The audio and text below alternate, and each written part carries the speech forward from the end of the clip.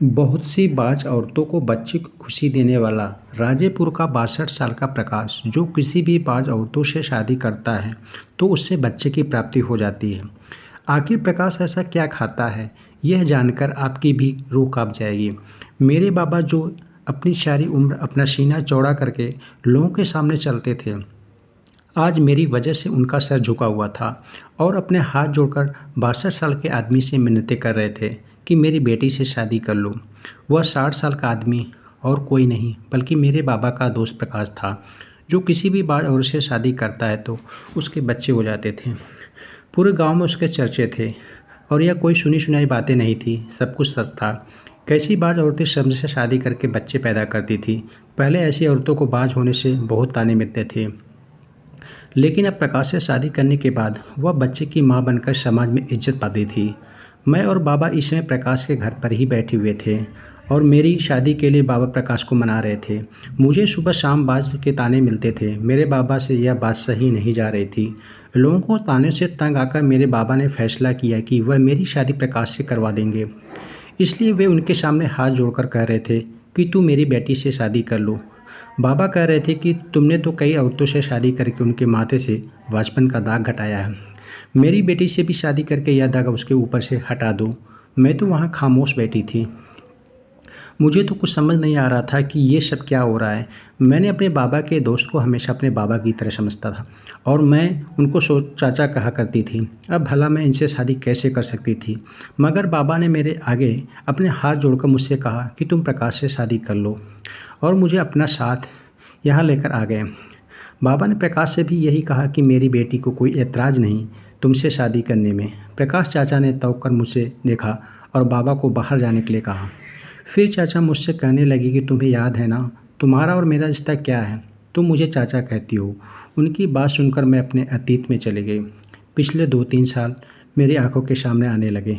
हमारे गांव में एक प्रकाश नाम का आदमी था, जिसे सब लोग प्रकाश चाचा कहते थे। वह मेरे बाबा के बहुत करीब अच्छे दोस्त थे। मुझे अच्छे से याद है कि जब मैं 7वीं कक्षा में पढ़ती थी, हम सब गांव के बच्चे मिलकर उनके घर टीवी देखते थे। जाने क्योंकि हमारे पूरे गांव में सिर्फ उनके घर में टीवी था। लेकिन बात तो ये है कि वो अपने घर में अकेले रहते थे। उनके घर में कोई भी औरत नहीं थी।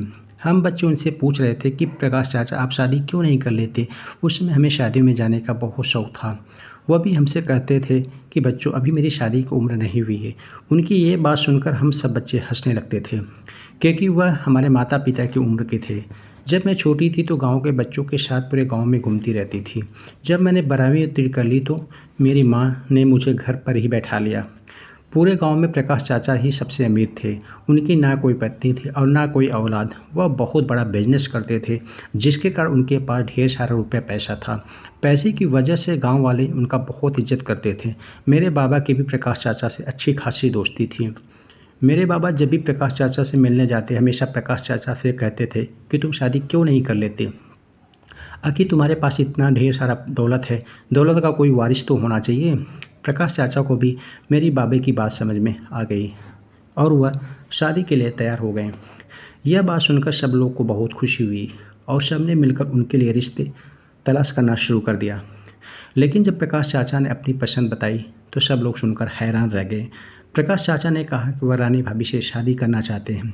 चाचा की ये बात सुनकर सबको बहुत झटका लगा। सब लोग यही सोच रहे थे कि वह रानी भाभी से शादी क्यों करना चाहते हैं। रानी भाभी हमारे गांव की बहुत औरत हैं।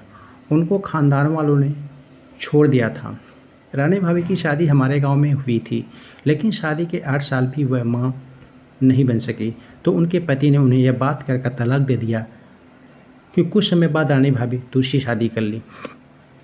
इस बार भी बच्चे नहीं होने की वजह से उनका घर नहीं बच सका। अब पूरे गांव को पता चल गया कि रानी भाभी कभी मां नहीं बन सकती, इसलिए गांव वालों ने उन्हें बाज का दर्जा दे दिया था। अब कोई भी रानी भाभी से शादी करने को तैयार नहीं था।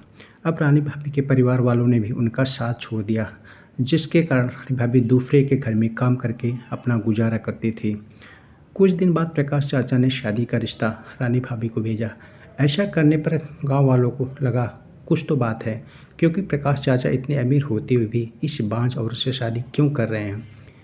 अब प्रकाश चाचा रानी भाभी से शादी कर लेते हैं। शादी के कुछ महीने बाद रानी भाभी प्रेग्नेंट हो जाती हैं।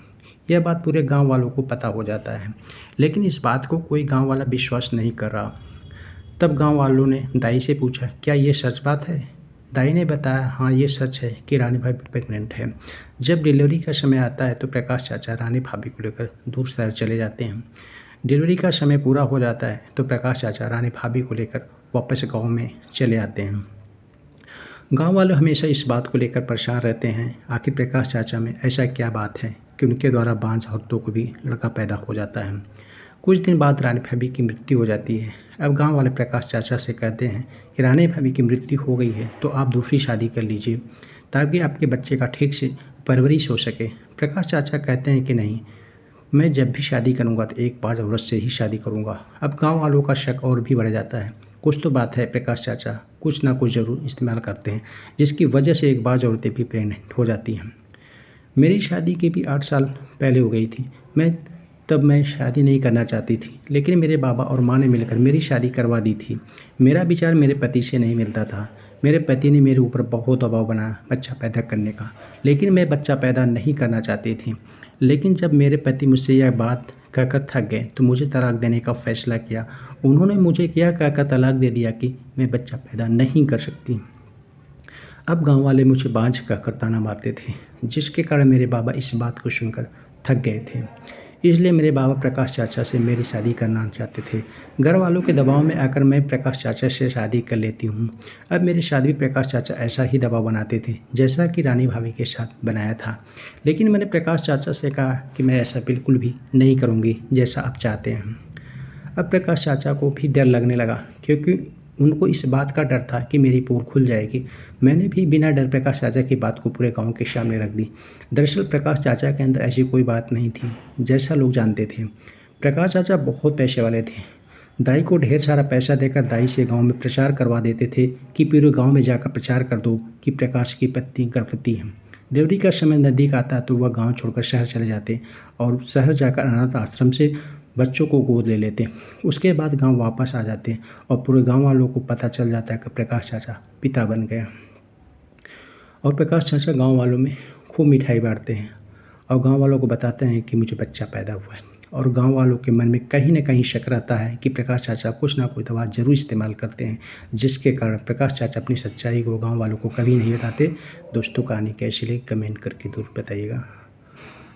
दोस्तों, यदि वीडियो पसंद आए तो लाइक करिए, शेयर करिए और साथ में चैनल को सब्सक्राइब करना बिल्कुल ना भूलें। Thank you.